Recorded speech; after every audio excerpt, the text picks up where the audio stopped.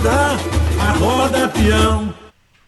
Bom dia a todos que nos ouvem, a todos que nos escutam. Bom dia, boa tarde, boa noite. Hoje é um dia muito especial aqui no Acorda Peão, fazendo jus ao nome. Nós temos como convidado hoje André Luiz Gonçalves, o alemão da Embraer, trabalhador da Embraer e dirigente sindical aqui do Sindicato dos Metalúrgicos de São José dos Campos, para conversar com a gente. E também nos acompanhando hoje, que eu gosto muito de ouvir, Dr. Denis Lantier. Então nós vamos cumprimentando aqui um por um e já dizendo, eu chamei o André Luiz Gonçalves, o alemão, pelo nome dele, perguntei o nome dele, porque o nosso nome é muito poderoso. Ele traz uma carga de vida, ele traz um objetivo, um projeto de vida.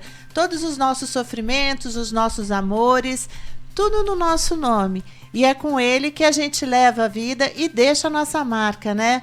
Bom dia, doutor Denis. Depois eu passo para o alemão e aí a gente já começa. Bom dia, Denis.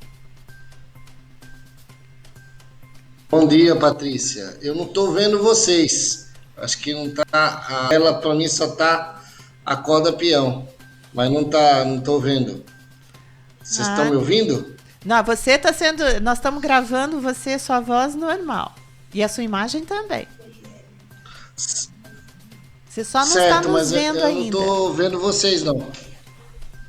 Tá. Então, bom dia a todos. Nós estamos aqui para dialogar um pouco. Bom dia, essa conjuntura.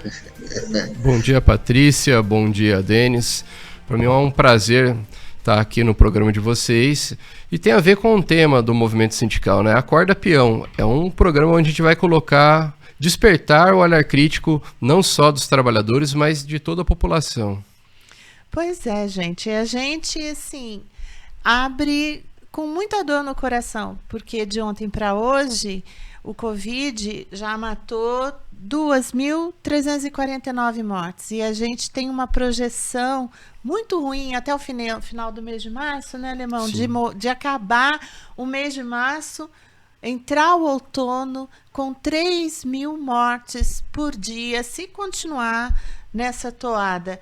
São 270 mil mortos e mais de 11 milhões de infectados no país. Hoje o alemão está aqui, a gente tem um monte de coisa para conversar com ele sobre a conjuntura, como os trabalhadores enxergam a conjuntura, que é, como ele já identificou, é o nosso principal objetivo aqui.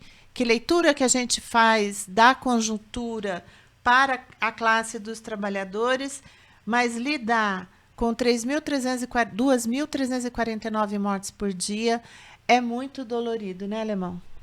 Sem dúvida, Patrícia. O que chama atenção, o que me marcou nessa pandemia, eu tive na porta de uma empresa onde no discurso já tinham falecido, se não me falha a memória, 9.000 pessoas no país. Olha a quantidade que no dia de hoje vem morrendo por dia, né? Estamos com praticamente aí 270 mil mortes e a gente tem uma posição do governo federal que não ajuda, né?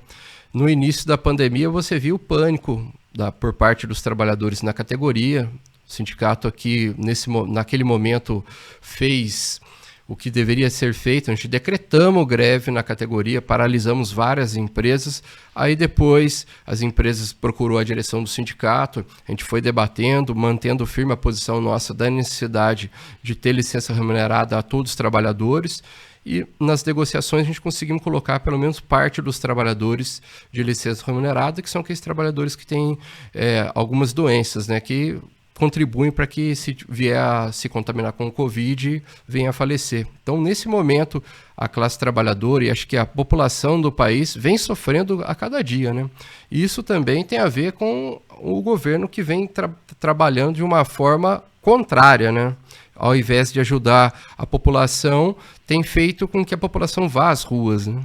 Então, eu vou propor um vídeo aqui de 1 minutinho, que daí a partir dele a gente dá esse start, esse comecinho de conversa, como diz o Dr. Denis, da conjuntura atual. No tempo que você gastar para ver esse vídeo, mais um brasileiro morrerá de Covid. Mais 50 ficarão infectados.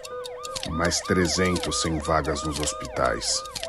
Enquanto isso, o Bolsonaro vai negar várias vezes a pandemia. Gripezinha. Estou com Covid. Debochar de quem usa máscara. Menosprezar a vacina. Agredir médicos, cientistas, jornalistas e governadores. E dizer que tudo é frescura e mimimi. Chega de frescura e de mimimi. Enquanto isso, Lira vai engavetar mais um pedido de impeachment e Rodrigo Pacheco dizer que tudo é jogo de palavras. E você? O que pensa? O que passa agora no fundo do coração?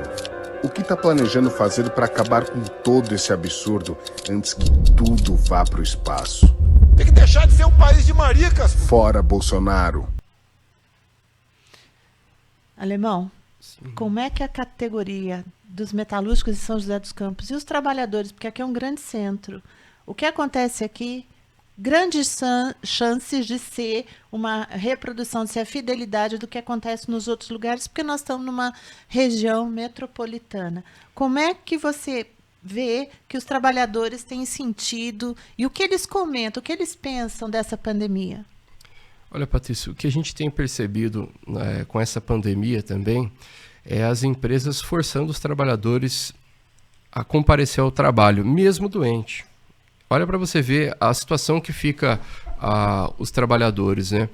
Tem a ver com a conjuntura onde tem muitos trabalhadores desempregados. A região, as empresas aproveitaram para colocar a culpa na pandemia, inclusive o setor aéreo, que é o setor que eu trabalho, onde tivemos aí a venda da Embraer para a Boeing, teve toda aquela atrapalhada. Aí agora a desculpa da dispensa dos trabalhadores tem a ver com a Covid. Sempre vai ser a Covid. E a gente está vendo os trabalhadores sofrendo, onde não só os trabalhadores vêm falecendo, mas também perdendo seus entes queridos, né? E as empresas com a mesma conversa, não, a gente está cumprindo o protocolo, tal, mas na verdade está sobrando para o trabalhador, está sobrando na questão do ataque dos direitos, está sobrando também em relação às demissões. E o que a gente tem acompanhado, não só aqui na categoria, mas em todo o país, é uma situação de calamidade, né? Aqui em São José a gente tem agora a fase vermelha, onde há um embate, né, muito grande entre o prefeito e o governador. Aqui se decretou fase vermelha, o prefeito retornou à fase vermelha, mas a gente vê que a falta de responsabilidade que tem o prefeito de São José dos Campos, Patrícia. Eu tive a oportunidade de conversar com ele no início da pandemia e ele falou que estava tudo estruturado, a prefeitura, inclusive que tinha container refrigerado. Quer dizer, para aguardar corpos, né? Estacionado do lado do Hospital Municipal. Exatamente. Então você vê o que eles tentam salvar é a economia, não as vidas. A gente pode ver a última fala do prefeito de São José dos Campos, que ele não foi infeliz, ele falou aquilo que de fato pensa. Não é que ele errou em falar, não, ele pensa daquele jeito e se expressou daquela forma. Eu acho que não chegou, ele não se colocou, né, na situação que vive os trabalhadores, que vive uma pessoa quando vem a perder um ente querido, né? Achar que você fechar o negócio é pior do que perder alguém da família. Deixa eu ler aqui para as pessoas, porque muita gente do YouTube, né, não necessariamente de São José dos Campos, não sabe do que estamos falando, mas isso é uma fala pública que veio do Jornal Vale, foi registrada no Jornal Vale, onde o prefeito fala o seguinte: os resultados emocionais, psicológicos de uma família que perde seu pequeno negócio para a falência podem ser ainda piores do que os resultados de uma família que perde um ente querido para o Covid. Ou seja, falir o negócio é muito pior do que perder o seu pai, a sua mãe, o seu amor, a sua irmã, o seu amigo que conhece a tua vida inteira, que você não precisa falar 2 vezes com ele. Ele olha para você, ele já sabe de tudo que está acontecendo. É o fim, né? É aquilo que eu falo para você. Nós estamos numa situação, Patrícia, onde eu costumo até conversar com a categoria, né? Quando a gente faz os debates com os trabalhadores. Falta empatia e falta quadro político para poder fazer as discussões. Nós estamos numa situação ruim com o pior governo, né? Você vê, há uma confusão por parte da população em relação ao governador e o presidente, uma disputa política onde, infelizmente, a gente pode falar que o Dória está cumprindo um papel que era o papel do Bolsonaro. É difícil a gente falar porque o Dória, para mim, é a mesma coisa, ele e o Bolsonaro. É que a diferença é que o Bolsonaro é muito incapaz de resolver alguma coisa, por isso que o Dória larga na frente. Agora, se discutir com a população que tem que fechar o comércio, você vê vários comerciantes falando assim, se eu fechar eu venho a falir o meu negócio, eu preciso pagar as contas, então suspende a água, a luz, a internet, que eu feche o meu comércio. Em certo aspecto, tem razão. Como que você vai ficar dentro de casa sem receber? Por isso que a gente faz a campanha para que tenha o auxílio emergencial. Tem que ter para você também conter a contaminação do Covid-19. Não tem vacina e também não tem outra saída, a não ser o isolamento social. Então, a gente avança nessa discussão da conjuntura, mas é uma curiosidade nacional. Pode ser que o Denis concorde comigo. A Embraer, para a população brasileira, é, entre aspas, quase um mito. Mas o que anda acontecendo de novidade na Embraer? Como que os trabalhadores da Embraer estão encarando a questão da Covid-19? Porque provavelmente o que acontece lá também é o que acontece com os outros trabalhadores no Brasil. Sim, Patrícia. O que essa pandemia trouxe aos trabalhadores da Embraer são demissões. Nós tivemos grandes demissões em 2020, que foi no dia 3 de setembro, e essas demissões não pararam, continua. Hoje nós estamos com um turno administrativo de home office.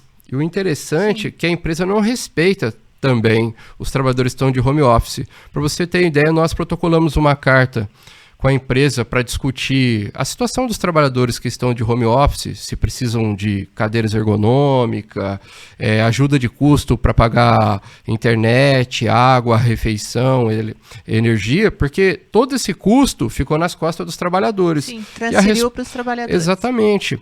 E ela economizou muito, não só com as refeições, também com o transporte. E ao você protocolar uma carta dessa e a empresa sentar com o sindicato, a simples resposta foi o seguinte: não, a gente está providenciando o que deve ser feito, não precisa sentar e negociar com o sindicato. É dessa forma que a empresa trabalha. E as demissões continuam. Demissão de trabalhadores que têm estabilidade, que são lesionados. A empresa se aproveitou, eu comento isso, e é escancarado essa situação da Embraer. O Covid-19 caiu como uma luva no setor aéreo, porque essa atrapalhada que a Embraer fez de vender ou não, deu um reflexo de demissões. E agora joga uma cortina de fumaça e põe a culpa no Covid-19. Eu tenho uma pergunta. A gente lê assim, no jornalismo científico algumas coisas sobre a Embraer, mas não fica muito claro. Por exemplo, a Embraer, no seu processo de produção, ali, com a peãozada no chão da fábrica, ela tem mudado esse processo de produção de forma a poupar mão de obra? Ou seja, transformando a pergunta, o jovem aqui em São José dos Campos, que gosta do setor aeronáutico, que quer trabalhar no setor aeronáutico, qual o quadro que ele vai encontrar de geração de emprego? Ou, de fato, é uma tecnologia hoje que vai poupar mão de obra? Eles vão produzir grandes aviões, que eu acho que o avião é quase que artesanal. Sim. E com menos pessoas.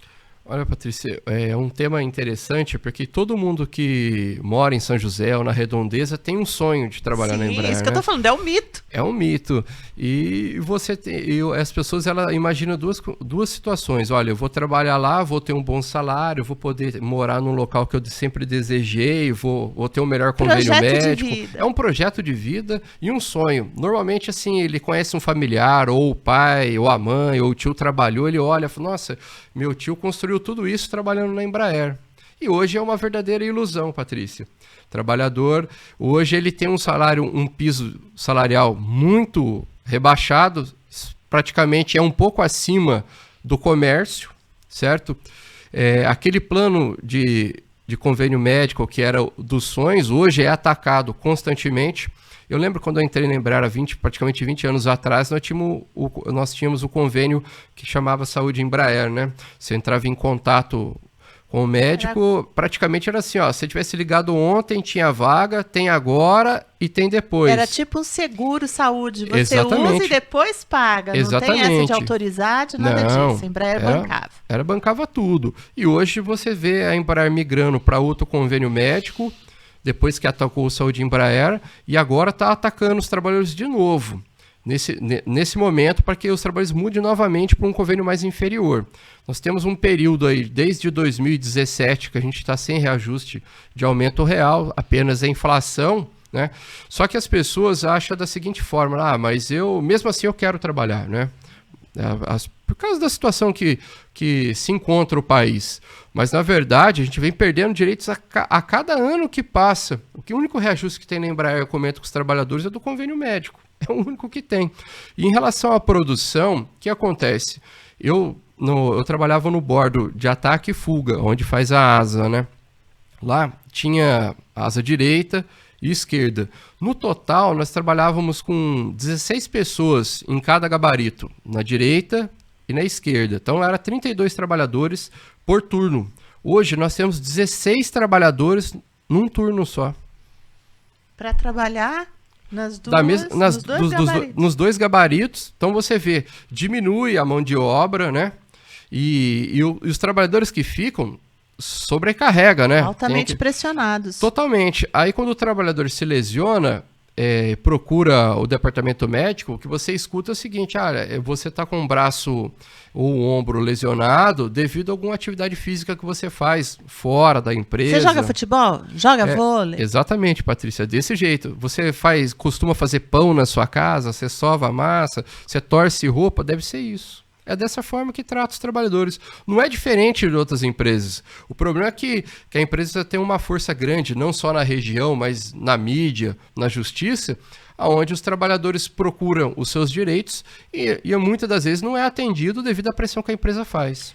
Por exemplo, com a reforma trabalhista, que a gente conhece, que durante a pandemia foi aprofundada, ela foi acabada, e o Denis pode até falar mais sobre isso, alguns aspectos da reforma, que é a forma de assalariar, de fazer o pagamento ou de mensurar o valor do trabalho, piorou demais, precarizou demais. E nessas empresas grandes instituições, muito bem organizadas, a gente vê que a negociação coletiva está muito pesada no sentido de a pauta dos empregadores continua sendo a aplicação da CLT. E tem alguns aspectos, em especial lá dentro da Embraer, como, por exemplo, plano de cargos e salários. Tem sofrido esse aprofundamento? Tem, Patrícia, olha para você ver. Há um tempo atrás, a empresa tinha um plano de cargo e salário, onde os trabalhadores, vamos supor, a cada período ele tinha um reajuste. Quando chegava na campanha salarial, dá um exemplo mais concreto, vamos supor, ele tinha 5% de aumento. Aí na campanha salarial ele conseguia mais 5, 10. Agora, se o projeto da empresa for 5% daqui um ano e na campanha salarial ela conseguir 3, ela só dá 2. Falou, já está dentro do padrão, você tem os 5% que precisava. É dessa forma. Então você vê que desvaloriza não os trabalhadores que estão chegando agora, mas também os trabalhadores mais velhos. Não funciona o plano de cargo e salário. Nós estamos fazendo essa discussão com a empresa e simplesmente ela fala assim, não preciso discutir com o sindicato, eu já criei um plano de cargo e salário, mas ela tem que consultar o trabalhador, ela tem que procurar o sindicato para que a gente possa sentar e fazer essa discussão, porque o trabalhador ele tem que pensar o seguinte, daqui tal período eu vou chegar em tal valor de salário, e isso não está acontecendo, e quando você fala com a empresa, ela fala, não, isso funciona plenamente, e não funciona, Patrícia, de forma alguma. Não, plano de cargos e salários, hoje a gente sabe, pela alteração, pela reforma da CLT, que ele engessou completamente. Ele saiu do controle do Estado, mais ou menos, que era aquele problema dele ter que ser necessariamente homologado pelo Ministério do Trabalho à época, que hoje é extinto. Quando joga tudo isso para o setor da negociação coletiva, quase que privatiza essa relação, porque uma negociação coletiva precisa de uma correlação de forças entre empregado e empregador. Olha, Patrícia, você deixa bem clara essa situação.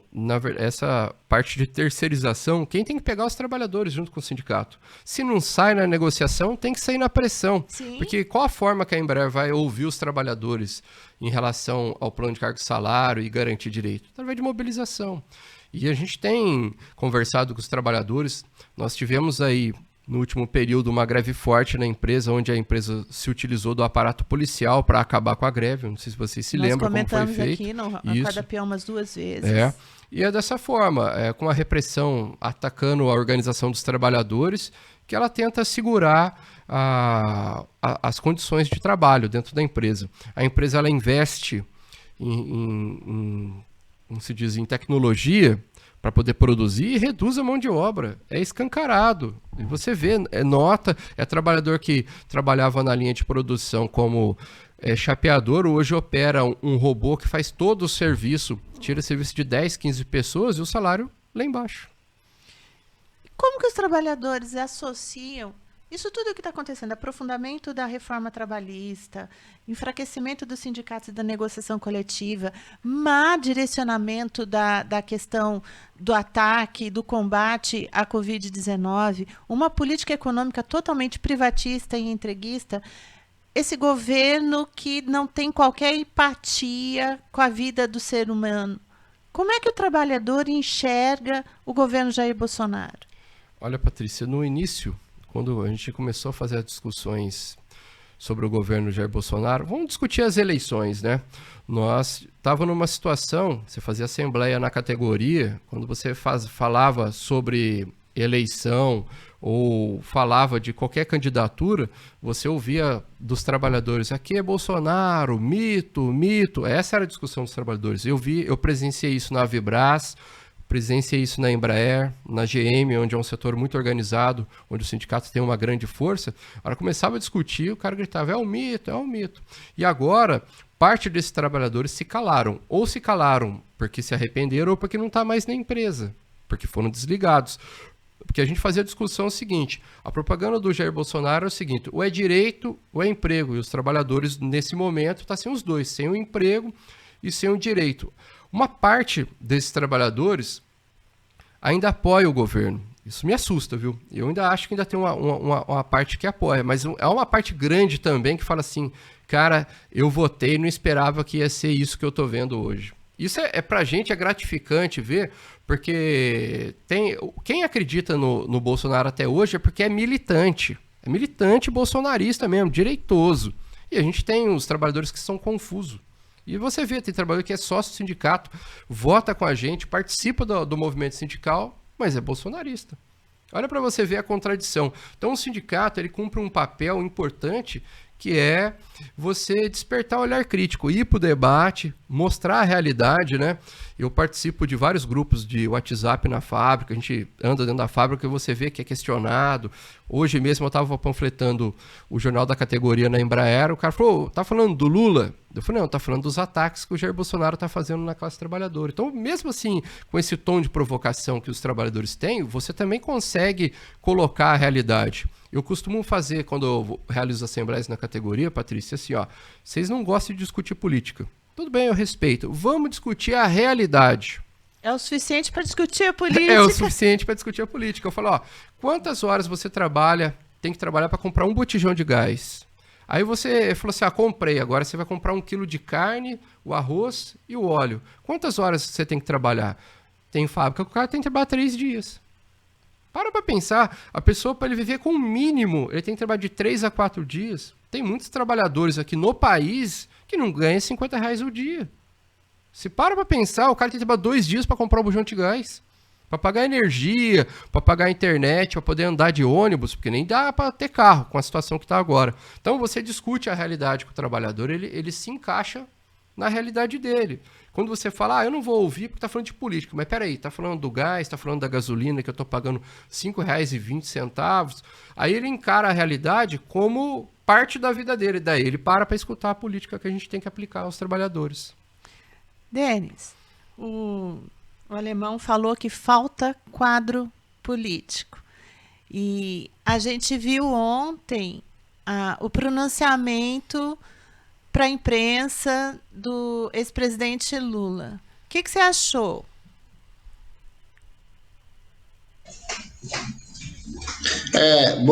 Bom dia. Vocês estão me escutando? Perfeitamente. Alô? Oi, sim. Vocês estão escutando.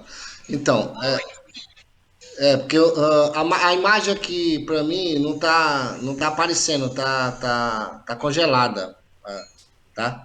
Não tá aparecendo aí. Não sei o que tá acontecendo. Para mim, a imagem tá congelada. Tá bom. Mas eu ouvi. Eu acho o seguinte, olha, na verdade, o pronunciamento histórico do presidente Lula, né?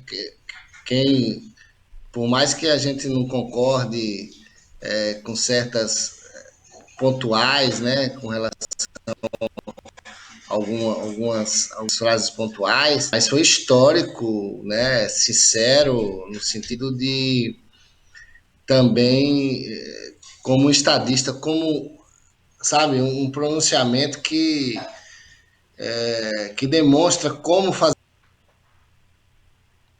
Travou o Denis.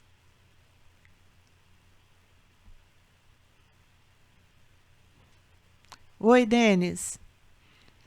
Eu acho que ele está travado. Vou passar para o Alemão até conseguir acertar com ele ali. Alemão, o que você achou do pronunciamento ontem? Pegando o gancho nessa sua fala, tem uma ausência de quadro político. Eu falo em relação ao quadro político, Patrícia, assim, se você observar as atitudes que tem os prefeitos, os governadores, o próprio presidente e a oposição, eu falo o quadro político tanto na direita quanto na esquerda, né? Ausência no movimento. No movimento. Na política brasileira. Exatamente. Você vê um deputado igual aquele que foi preso lá, o Daniel Silveira. Como que pode uma pessoa conseguir... ele convenceu uma pessoa com aquela postura e ser deputado. Aquilo é um absurdo. Ou é pior a pessoa que votou, ou é ele mesmo que tem aquela dificuldade de se expressar, de defender aquilo que não é da população. Eu tive observando uma fala do Lula em relação ao Rio de Janeiro que chamou muita atenção, onde fala que a população foi enganada por um juiz que nunca teve a oportunidade de descer numa favela e ver a situação. De descer e ver a situação da dificuldade. Até ele cita, olha, esse cara nunca comeu um pé de frango, nunca tomou um café na padaria, nunca teve dificuldade para comprar nada. Como que eu vou votar numa pessoa que não me representa? E de fato não representa, Patrícia. É isso que a gente tem que mostrar para a população. Você tem que votar naquilo que de fato te representa. Ontem eu tive uma oportunidade, estava numa oficina, levei meu carro para arrumar, aí o filho do mecânico falou assim, cara, eu tô decepcionado com o Bolsonaro. Eu acreditava nele cegamente. E sabe qual foi a resposta do pai dele? Ele falou, eu avisei, esse tipo de pessoa não gosta de pobre, mas você não me ouviu, você votou, agora não reclama.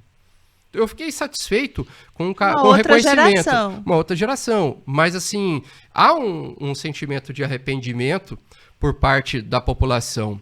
E o que a gente tem observado em relação aos quadros, Patrícia, que vem a política, você tem novos candidatos, tal, mas são quadros que têm uma dificuldade de atender a necessidade do povo brasileiro, né?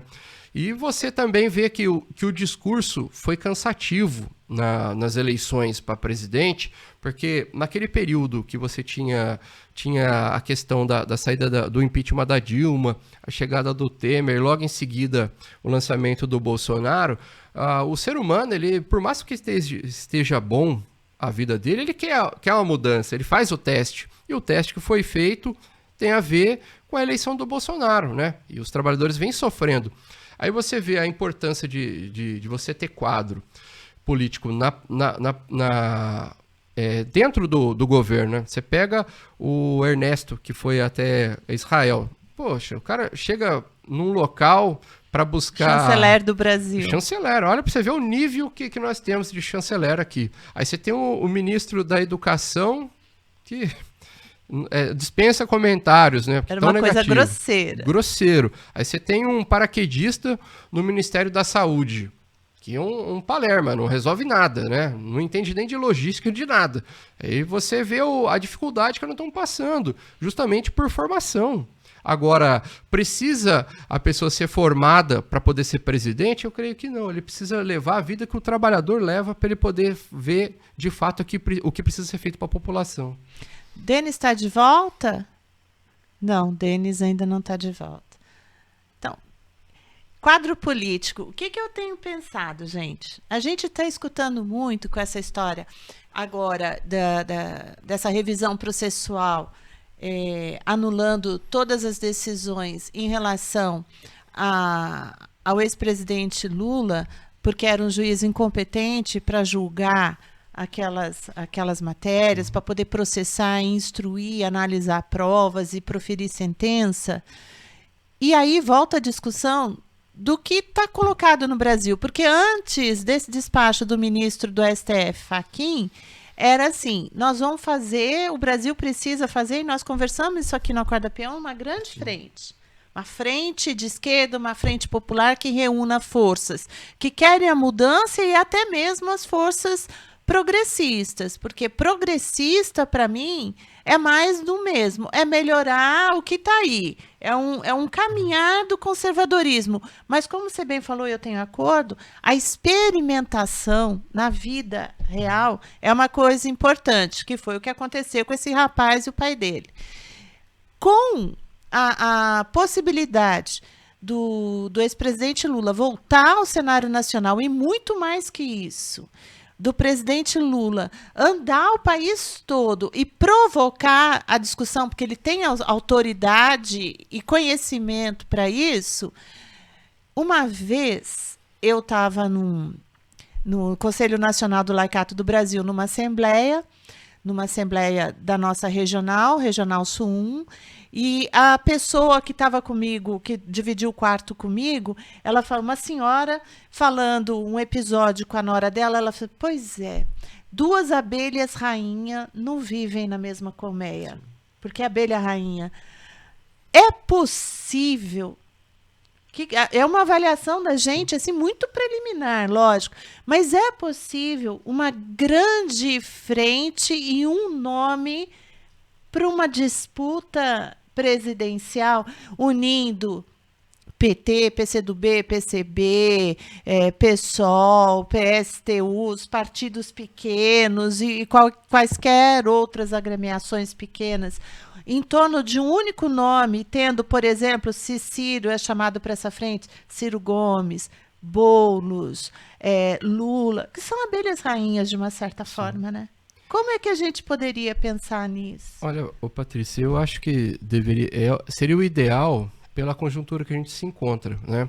Você tem um governo fascista, um governo que vem prejudicando a classe trabalhadora. Esse seria o ideal cenário. O que me preocupa, Patrícia, é a disputa de poder, né? São as abelhas rainhas. Exatamente, é o que você fala. Porque hoje, no meu ponto de vista, quando se discutiu a unidade entre o Ciro e o Lula, ou o Ciro e o Haddad, não se concretizou e tivemos aí Jair Bolsonaro, né? Então, eu acho que o poder fala acima da necessidade do povo. Eu tenho essa visão, porque eles a gente não chega a um denominador comum, e quem sofre é a população. Porque assim, o cara, eu topo a Frente Popular, desde que eu seja o presidente. Eu topo a Frente Popular, desde que eu seja o presidente. Mas tem que pensar a questão do sofrimento da população em relação ao que a gente está se encontrando. Eu gostaria de estar aqui falando para você que vai ter essa Frente Popular, mas eu acredito que não tenha por questão do ego, da estrela, de falar assim, não, tem que ser eu porque eu estava preso, tem que ser eu porque eu sou lá de tal local. Não estão olhando para o povo, não estão vendo a necessidade. Então, eu creio que não tenha, mas seria o ideal. O ideal ter, porque eu estava comentando esses dias com os trabalhadores na fábrica, teve uma entrevista do Ciro, onde ele fala o seguinte, olha, essa mesma pergunta, há uma possibilidade de fazer uma Frente Popular com o PT? Ele falou, olha, eu estou me distanciando, eu quero me destacar, eu quero ser diferente. Quer dizer, Não, o Ciro fez, inclusive, um sim. comentário grosseiro em relação à presidente Dilma, que foi um aborto. Ex- Uma única mulher sim. na história do Brasil na presidência que foi um aborto político. Foi uma tristeza. Ele poderia ter passado sem essa. Pode ter. E você vê que é um quadro. Um cara com experiência, foi ministro, tá? E tem uma postura dessa. Então, eu acho que o desejo do povo seria isso. O problema é que os partidos não chegam a uma conclusão e não enxergam a necessidade do povo. Porque, assim, se a gente faz uma frente popular para poder atender o momento da conjuntura do país e depois a gente se desfaz e vê, cada um toca a sua vida, eu acho que seria o ideal. Nesse momento. Mas na atual situação, eu não vejo essa possibilidade. Infelizmente, eu não vejo essa possibilidade. Porque eu fui de uma agremiação política que lá no passado criticava a Frente Brasil Popular, lá de 88, 89, 90, que foi a Frente Brasil Popular que lançou a candidatura do Lula contra o Collor, e por um golpe já lá atrás da Globo, o candidato à época à presidência Lula perdeu por conta de um fatídico debate e de uma fake news da época de que ele tinha engravidado uma mulher fora do casamento, etc, etc, que era tudo mentira, fora a tal da pasta rosa, num debate político do presidente, do então, que se tornou presidente Collor, dizendo que tinha documentos, que isso e aquilo, e era um blefe assumido mais tarde pelo Boni publicamente numa entrevista dizendo, olha, aquele foi o maior golpe de mestre da Rede Globo, que tinha uma pasta que estava toda vazia, que se o Lula dissesse ali, abre aí que eu quero ver o que é que tem, o Collor, naquele dia, naquele momento no debate, estava em maus lençóis. Então, tinha já essa crítica, mas veio Lula em 2003 por uma frente também, só que dessa vez não tão popular, né? Exatamente. Veio pela carta aos brasileiros dizendo, aos brasileiros empresários, banqueiros, não sou um bicho de 7 cabeças. E ontem ele fez o mesmo discurso. Por isso que não dá o acordo com a Frente Popular, porque você tem mais do mesmo mais uma vez. Esse é o detalhe, é o que dificulta a fazer uma frente popular. O que daria para fazer, Patrícia, que eu acho que seria interessante, é você ter uma frente popular agora para discutir a saída do Bolsonaro, discutir impeachment. Eu acho que minimamente os partidos de esquerda devem se juntar e solicitar o impeachment, ir para cima, colocar o povo na rua, porque a situação é de calamidade. E o que eu vejo é querer desgastar cada vez mais o governo Jair Bolsonaro para chegar na próxima eleição, estar firme e forte e ser eleito novamente. Mas o povo precisa agora. Então, e aí isso é interessante você falar isso, porque é em torno de um ponto específico. Nós não estamos discutindo projeto de Brasil, de nação, assim, para os próximos 20, 30 anos. Nós estamos falando de que, se não única. paralisar esse governo Jair Bolsonaro agora, nós vamos ter privatização do que sobrou aí do setor energético, a continuação da retaliação da Petrobras. A gente estava falando de uma PEC que vai rolar logo, logo, de volta, de privatização do setor de gás. Isso. Né? Isso eu também acho, porque assim, o que é feito é difícil desfazer, né? É difícil você retomar as privatizações. Vejam, no governo Lula não retomou a Vale, não retomou a Embraer, retomou por um processo de fortificação, internacionalização do capital da Petrobras, sim, porque tinha uma conjuntura internacional. E era estratégico, e o governo, na época, elegeu. A Petrobras é nossa, nós vamos fazer dela um trampolim de investimento. Né? Nós vamos lançar o Brasil, é a maior riqueza, é isso e aquilo. Mas as outras, por exemplo, a Vale do Rio Doce, eles não voltaram atrás, não voltaram atrás com a Embraer. Olha, Patrícia, quando discute privatização, qual o que você ouve da população? Agora vai gerar emprego, né? É isso que você ouve. Mas a privatização não provou gerar emprego nesses últimos alguma. 20 anos. Olha, para você ver, o caso da Embraer é um caso confuso, né? Até a direção da empresa se utiliza isso aí quando a gente entra num debate. Olha, quando ela era estatal, nós tinha X trabalhadores. Hoje nós estamos com 15 mil trabalhadores. Se não tivesse privatizado, talvez não existiria empresa. Só que o que eu abro o debate com os trabalhadores e falo, tudo bem, tem 15 mil empregos, pega o salário e as condições do trabalhador quando era estatal, se é a mesma nossa aqui. Veja as condições dos trabalhadores da Petrobras e as suas. Exatamente, esse é o debate que eu faço. Aí o cara falou, ô Alemão, não tinha pensado, você tem razão. Não adianta você ter subemprego, que o que gerou foi subemprego. Empregos precarizadíssimos. Exatamente. Então a terceirização, a privatização afeta os trabalhadores. E a privatização é uma coisa fácil de você observar. Eu gosto de fazer a comparação. Vamos supor, você tem um terreno, você constrói, faz todo o processo do terreno da sua casa. Aí depois você terceiriza para vender. Você entendeu? É assim que funciona. Você entra com uma imobiliária e fala, agora você vende. Aí o cara vem, só passa uma tinta na parede e fala assim, ó, tô vendendo. Gerei emprego pro pintor, gerei emprego pro cara do cartório, gerei emprego para quem ia instalar a internet. Aí começa a fazer essa discussão toda, mas quem de fato teve todo o custo e foi o proprietário, que é o caso do governo. Você pega aqui a Tamoios, teve um consórcio, né, para poder fazer a estrada, mas no final colocou um pedágio, esse pedágio é cobrado e não fica o dinheiro no país, não fica o dinheiro aqui na cidade, é uma parte. Então, você utiliza do dinheiro público para encher o bolso das empresas, dos acionistas, mas o lucro que dá vai para fora do país. Olha a Nova Dutra para você ver. Você paga um pedágio caríssimo. Será que esse dinheiro que você paga no pedágio fica para educação, para saúde, para habitação? Não fica, Patrícia. Não, e nem tem transparência da gente saber para onde vai essa grana, exatamente. Né? O Denis voltou? Não, né? Hoje a gente está com um probleminha aqui na internet, porque é o seguinte, gente, o povo arruma encrenca para poder se eleger na cidade, faz 1001 acordos para conseguir financiamentos na sua campanha, seja de que forma for, e depois tem que cumprir esses compromissos. Aí faz um loteamento da cidade, a cidade vira um campo de construção civil, só que não tem estrutura de internet, estrutura de água, estrutura de captação de esgoto, não tem estrutura de rede elétrica.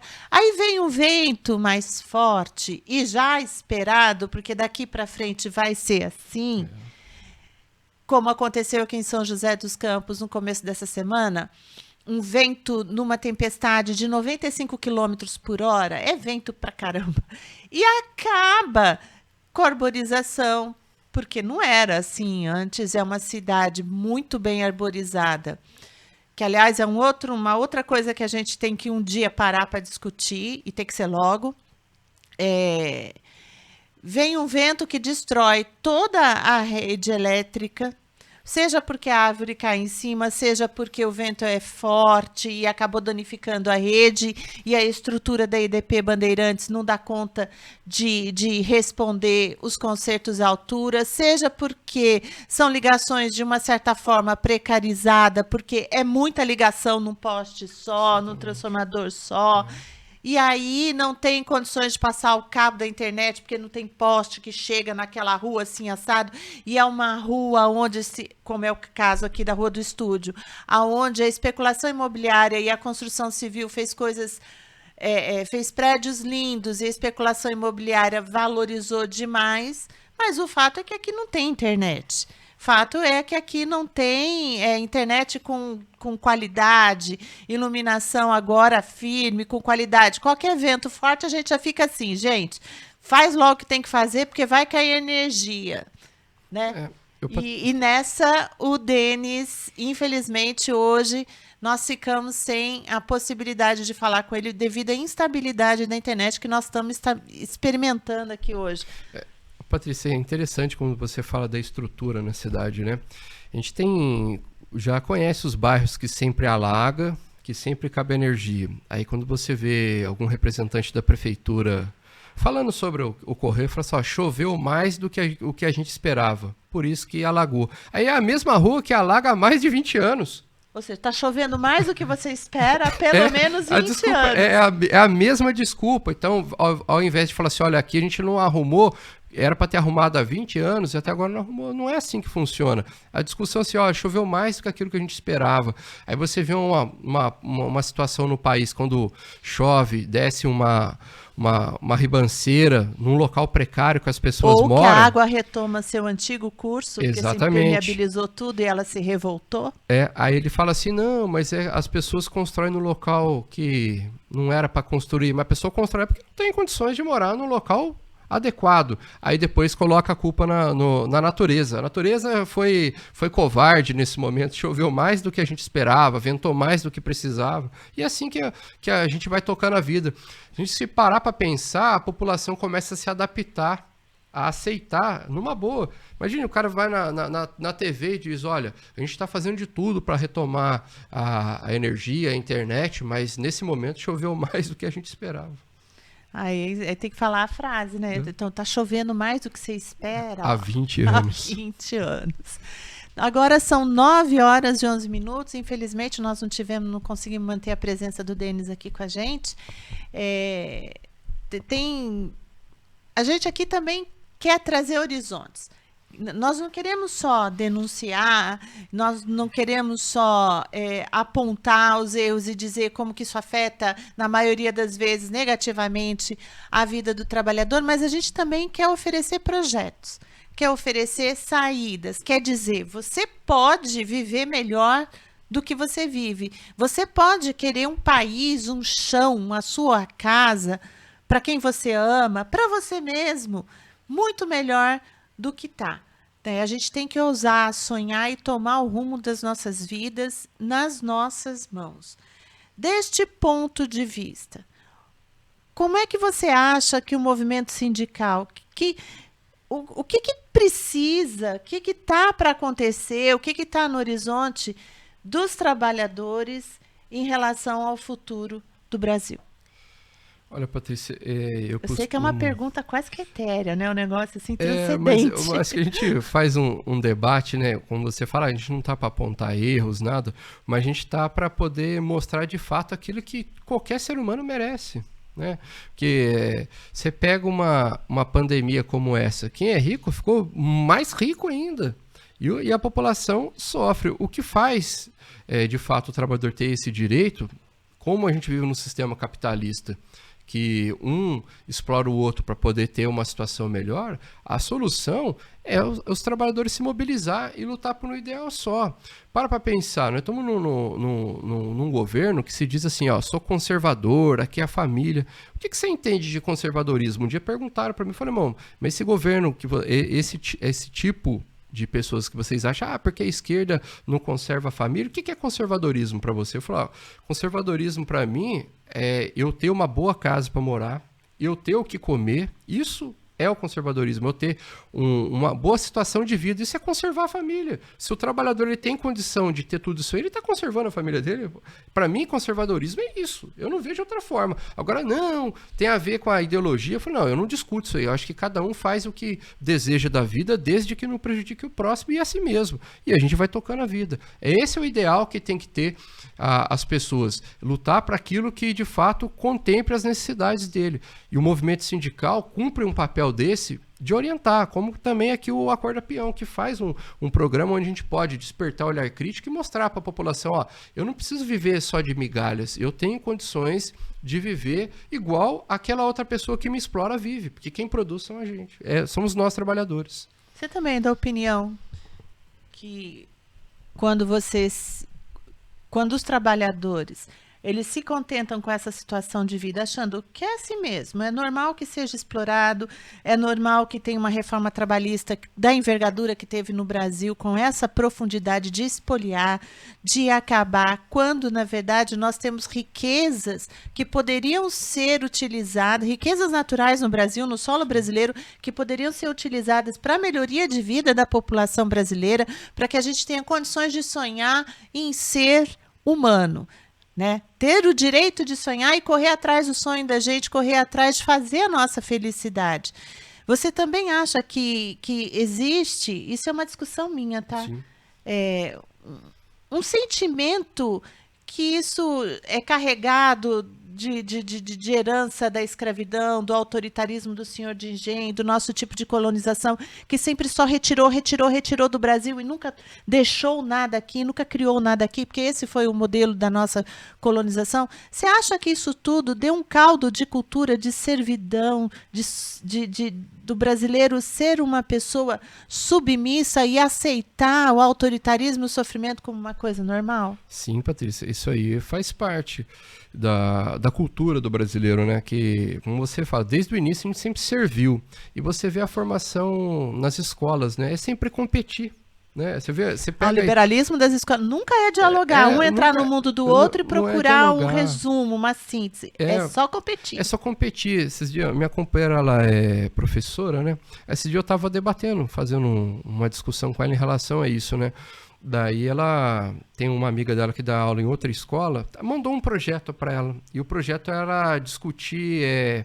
fazer com que os alunos tivessem uma visão de empreendedor. E era Ou seja, de competição. De competição. Daí eu falei, Paulo, isso aí é competir, né? E era com latinha, um detalhe, né? É sempre competir com pouco, porque a população pobre Ninguém que frequenta... quer competir para ser CEO exatamente. de uma empresa. É desse jeito. Fala, eu vou juntar latinha e no final do ano eu compro alguma coisa para a escola e vice-versa. Mas isso aí não é só a escola. Essa escola são todas praticamente que fazem isso aí. Então, você pega o ambiente escolar. Como que funciona o ambiente escolar? Eu costumo dizer que é igual um presídio, né? Tem hora para almoço, tem hora para os intervalos, e é assim também dentro das empresas, né? O trabalhador, ele vive uma vida de gado, né? Ó, agora é a hora de você ir para tal local, agora é a hora de você servir tal momento. Então, quando a gente faz uma discussão com a população até se assusta. Mas será que eu tenho mesmo condição de fazer isso, né? Até tem um trabalhador na Embraer que você pergunta para ele se ele tá bem, ele fala assim, tô muito melhor do que eu mereço. Daí ele fala desse jeito, né? Daí um dia eu falei para ele... Cúmulo da humildade. Ele fala assim, ó. Aí eu falei assim, mas o que é? Eu falei, irmão, eu falo assim porque tem muita gente pior que a gente, mas a gente merece mais. É desse jeito e nós merecemos, porque é a gente que produz. O problema é que a gente está inserido num sistema, igual você falou no início, que é sempre de servir e nunca parar para ver o porquê que eu estou servindo e se eu posso ter as condições que aquela pessoa que eu estou servindo eu possa ter o mesmo. Isso quando discute nas escolas, quando eu estava falando conservadorismo, né? Você vê que a deputada Letícia Aguiar teve aí fazendo umas ocupações em escola, invadindo escola, para discutir, eu quero saber o que está doutrinando os alunos, né? Aquela postura, ao invés de ir na escola para ver se tem um suporte, se o aluno está bem alimentado, se o professor está com o salário em dia, isso não vai fazer. Mas ela foi lá para discutir doutrina. Essa doutrina que ela foi combater é despertar o olhar crítico da população, do aluno. Então você forma o aluno com uma posição crítica para que ele possa enxergar a sociedade assim, eu não posso ser injusto com aquilo, eu não concordo em retirar meu direito. Agora, as escolas, o modelo educa para que você sempre venha a servir e nunca reclamar daquilo que está te fazendo mal. É assim que funciona. E nós, então, temos um papel importante, o sindicato Sim. principalmente, né? Exatamente. Porque o sindicato é que fala, olha, economicamente nós temos isso, nós podemos produzir isso e nós queremos esse projeto. Não se engane, conservadores. Foi assim que a Europa e os Estados Unidos cresceram, né? Foi com a intervenção direta do sindicalismo, da organização dos trabalhadores. Ora para reivindicar, ora para ajudar, para dizer aonde é que pode melhorar e ora como suporte, porque a gente não esquece que o Fordismo foi feito com base no consumo dos trabalhadores. Não existiria toda essa riqueza que a gente vê hoje, inicial, pelo menos no setor automobilístico, se não fosse, antes de tudo, a concepção de que se eu produzir carro, quem é que vai consumir? E agora você tem a questão do toyotismo, né? Que as empresas sempre... Cada período, né, da industrialização é um meio de explorar e vender, né? Que você para pensar, o trabalhador, vamos supor, trabalha numa montadora, aqui em São José, a General Motors. Aí ele tem o direito de financiar um carro no Banco GM. Olha para você ver como que é. Aí ele trabalha, faz o carro, é explorado para fazer o carro, depois ainda paga para o próprio banco que retorna de novo com juros do salário dele. Olha para você ver como que funciona. E hoje você não pode discutir, aquele ali é o dono da empresa tal. Hoje são ações, então o cara é dono de tudo.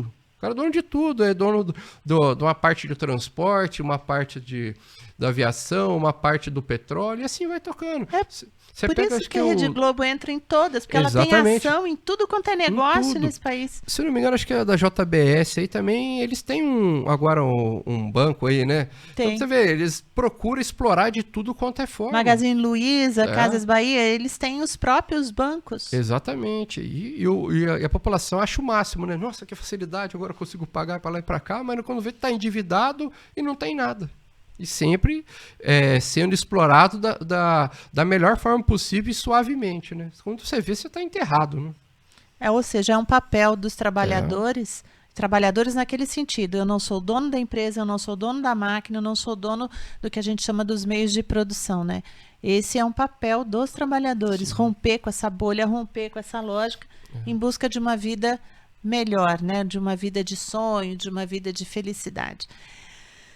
9h21, eu aqui começo já me despedindo de vocês, desejando um ótimo final de semana, pedindo para que a gente observe bem o distanciamento e isolamento social, para que a gente use máscara, para que nós não nos aglomeremos. O que é ultra necessário fazer para sair de casa, a gente faz com todas as cautelas, as precauções necessárias e vamos pensar, vamos tentar alternativas, nos manter em discussão em rede, ouvindo as outras pessoas, porque a situação que está o Brasil é preciso uma reação. Não dá mais para continuar. E eu tenho acordo com o que você falou. Sim. Nós precisamos de uma frente para poder paralisar esse governo e dar outro rumo ainda para o próximo, pelo menos 1 ano e meio. Porque se 1 ano e meio esse governo fizer as destruições que estão lá, pautadas no Congresso, 2022 vai ser uma pancada na vida do trabalhador. Então, eu acho que está na hora da gente aproveitar esse isolamento, esse distanciamento e pensar um pouquinho. E para todos vocês, eu desejo um bom final de semana. Obrigado, Patrícia, pelo convite de estar no programa no dia de hoje, onde a gente pode despertar o olhar crítico da população em relação a mostrar a realidade que vivem os trabalhadores, né? Desejar aqui um bom final de semana a todos. E até terça-feira que vem, 8h15 da manhã. Hoje o Renato Bento Luiz não pôde estar com a gente, porque ele está com um probleminha na família, acompanhando os familiares dele. Mas na semana que vem nós estamos aqui, firme e forte. E vamos torcer para que nós tenhamos ótimas notícias já, diminuição das internações, diminuição do número de mortes, que as pessoas se intentem, exijam, denunciem, mas também fiquem em casa, cumpram o seu distanciamento. Muito obrigada.